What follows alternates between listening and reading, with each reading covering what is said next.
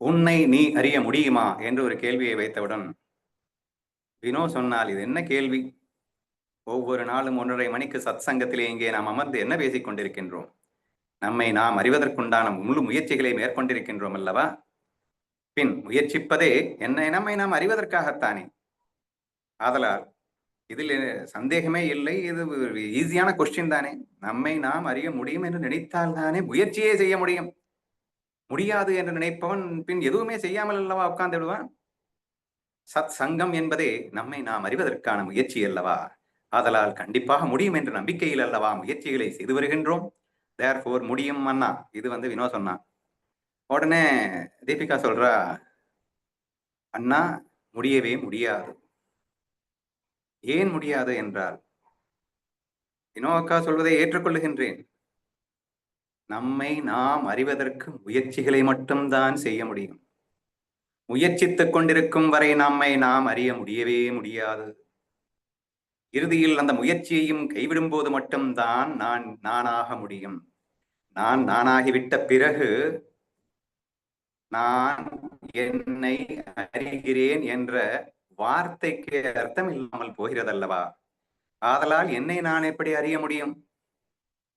இப்போ நீங்க இருக்கீங்க, இப்ப வினோ இருக்கா அப்படின்னா, உன்னை நீ அறிய முடியுமா அப்படின்னு கேட்கிறேன். நான் லூசானா நீங்க?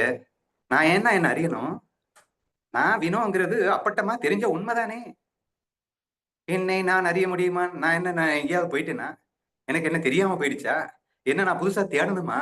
என்ன நான் அறிஞ்சுக்கிறதுக்கு அட என்னங்க, நான் தானங்க இது. என்னை நான் அறிய முடியும். என்னங்க கேள்வி கேட்கிறீங்க? அப்படியும் கேட்கலாம்ல. சரியா? என்ற பதிலை அவள் வைக்கிறார். சரியா? தீபிகா சொல்றா.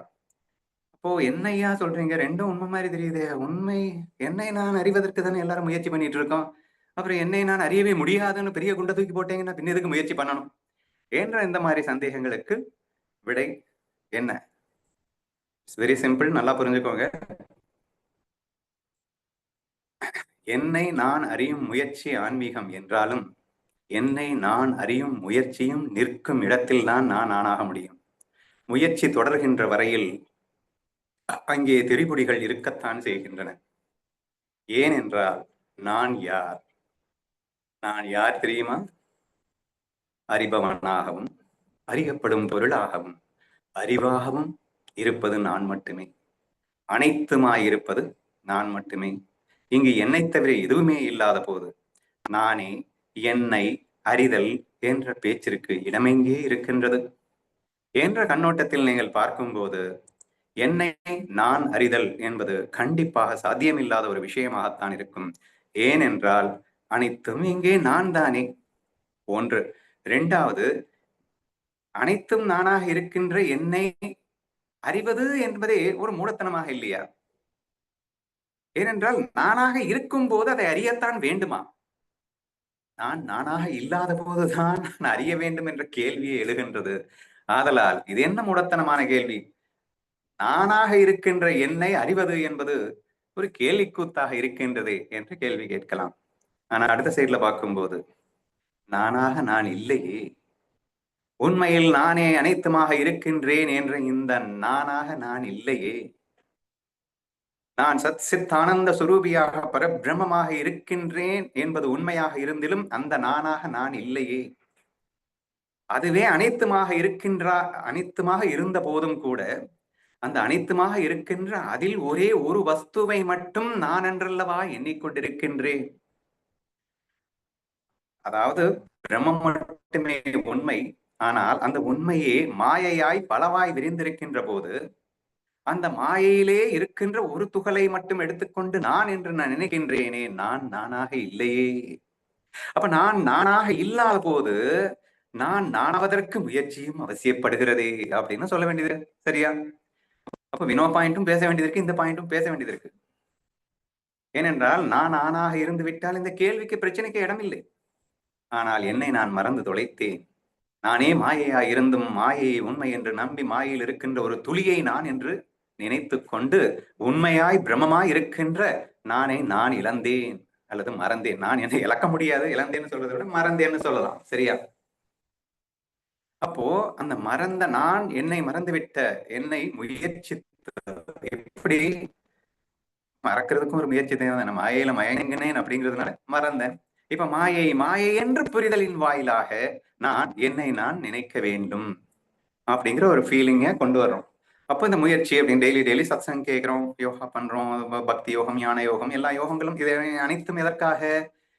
நான் நானாக இல்லாத காரணத்தினால், நான் ஆவதற்காக. கேட்கறதுக்கு வினோதமா இருக்கு. என்னய்யா பேசிட்டு இருக்க? நீயா தானே இருப்ப. ஆஹா, நான் நானா தான் இருக்கணும். ஆனா நான் நானா இல்லையே. என்ன பண்றது? அதனால நான் நானாறதுக்கு முயற்சி பண்ண வேண்டியது இருக்கு என்று சொல்லி அந்த முயற்சியை நாம் எல்லாம் மேற்கொண்டு வருகின்றோம். ஆனால் இந்த முயற்சி என்பது படிப்படியாக நமது விருப்பு வெறுப்புகளை அகற்றுகின்றன. நமது மனதை சுத்திகரிக்கின்றன. ஆனால் மனதை சுத்தப்படும் போதே நமக்கு ஒரு மகிழ்ச்சி கிடைக்கும். ஆனால் அது கூட நமது சொரூப சுகம் அல்ல.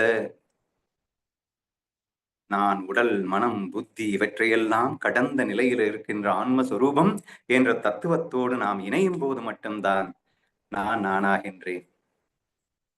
என்றால் இது அனைத்தும் மாயை என்ற தெளிவான புரிதல் ஏற்படும் போது நான் நானாகின்றேன். இந்த புரிதல் வந்த மாத்திரத்தில் என்ன ஆகுது அப்படின்னா, ஆட்டோமேட்டிக்காவே நான் நானா இருப்பேன். ஞானத்தை அறிந்த மாத்திரத்தில் ஞானமாகி விடுகின்றேன். நான் ஞான சுரூபமாகவே நான் ஆகி விடுகின்றேன் அப்படின்னு சொல்றேன். சரியா? அதுக்கப்புறம் என்னை நான் அறிந்தேன் அப்படிங்கிற வார்த்தை அர்த்தமற்ற வார்த்தையாக மாறிவிடுகிறது. சரியா? இதை சிம்பிளா உங்களுக்கு புரியுற மாதிரி சொல்லணும் அப்படின்னா, ஞானேஸ்வரியில டிஸ்ப்ரூவிங் தி இக்னரன்ஸ்னு ஒரு சாப்டர்.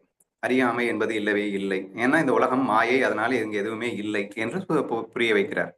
அதுக்கப்புறம் ஒரு புரிய வைக்கிறார். என்ன புரிய வைக்கிறாருன்னா, டிஸ்ப்ரூவிங் தி நாலேஜ்ங்கிறார். அதாவது ஞானம் அறிவுங்கிறது இல்லைங்கிறார். அறியாமை இல்லைன்னு சொல்றாரு. ஏன்னா அது மாயை, அதனால அதை போயிட்டு ஏன்டா அறியாமைன்னு சொல்லிட்டு எதுவுமே இல்லைன்னு சொல்லிட்டு போயேன். அதனத்தை அறியாமையில இருக்கேன். அறியாமை என்பதெல்லாம் இல்ல. சரி, அது புரியறதுக்கே மண்டை காயுது அப்படின்னு சொல்லிட்டு இருப்பீங்க. அதை விடுங்க. இப்போ அறிவும் இல்லை அப்படின்னு சொன்னார். ஏன்னா அறியாமையே இல்லைன்னா அறியாமையை அறிந்து கொள்வதற்கு அறிவதற்கு அப்படின்னு சொல்றாரு. இதெல்லாம் எதுக்காக சொல்றாரு அப்படின்னா, அறியாமையை நீக்குவதற்கு எது தேவைப்பட்டது? அறிவு தேவைப்பட்டது. அந்த அறிவு என்ன புரிஞ்சுக்குது? அறியாமைன்னு ஒண்ணுமே இல்லை, இது எல்லாமே மாயை என்று அது புரியும் போது, அறியாமை இல்லை என்று புரிந்த மாத்திரத்திலே அந்த அறிவும் இங்கே அவசியம் இல்லாமல் போகிறது அப்படின்னு சொல்ல வரேன். அல்லது இப்படி வச்சுக்கோங்க, முல்லை முள்ளால் எடுக்க வேண்டும் அப்படிங்கிற மாதிரி. அப்போ ஒரு முள்ளு அறியாமை, அப்புறம் இன்னொரு முள்ளு அறிவு. இந்த முள்ளு அந்த முள்ளை எடுத்தாச்சு. எடுத்ததுக்கு அப்புறம் அந்த முள்ளு எதுக்கு? அறிவுங்கிற முள்ளு அல்லது சொரூபமாகவே அனைத்துமாக ஆகிவிட்ட பிறகு அங்கே அறிதல் என்ற பேச்சிற்கு இடமில்லை. சிம்பிளா சொல்லணும்னா, திரிபுடிகள் அற்ற இடத்தில் தான் ஞானம் இருக்கிறது.